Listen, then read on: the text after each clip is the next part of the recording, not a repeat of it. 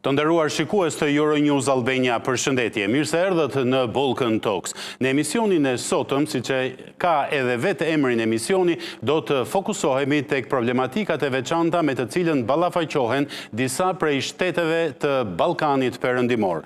Do ta fillojmë këtë bisedë me zotin Dušan Janjić, analist i njohur serb i çështjeve politike, i specializuar në konfliktet në Ballkan dhe çështjet e nacionalizmit. Zoti Janjić është gjithashtu themelues dhe kryetar i bordit ekzekutiv të Forumit për Marrëdhënie Etnike. Zoti Janjić, të falenderoj që gjete kohë.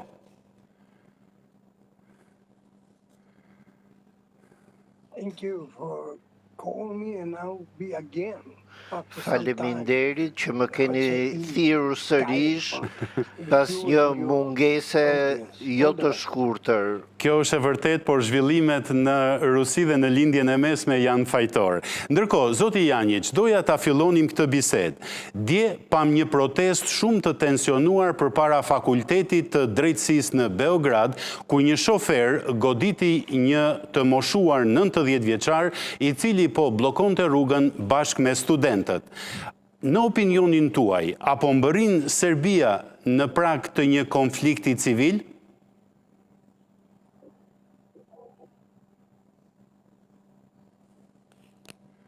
It's basically yesterday was a really, how to say, important day. Në thelb është me rëndësi që të tregohet realiteti, jo vetëm për Beogradi, por edhe qytetet të tjera. Incidenti me automjet ishte një incident i qëllimshëm dhe për më tepër ndaj një 90 vjeçari. A mund ta imagjinoni?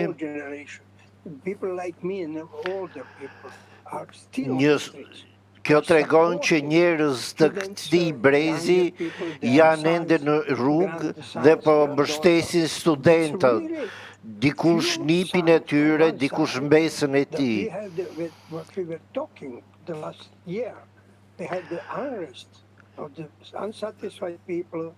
Vitin e kaluar patëm rebelimin e qytetarëve kundër qeverisë, kundër pushtetit të Vučić. Nga ana tjetër kemi Vučić që përgjigjet, që reagon për të zgjidhur incidentet përmes dy mjeteve. Njëra është propaganda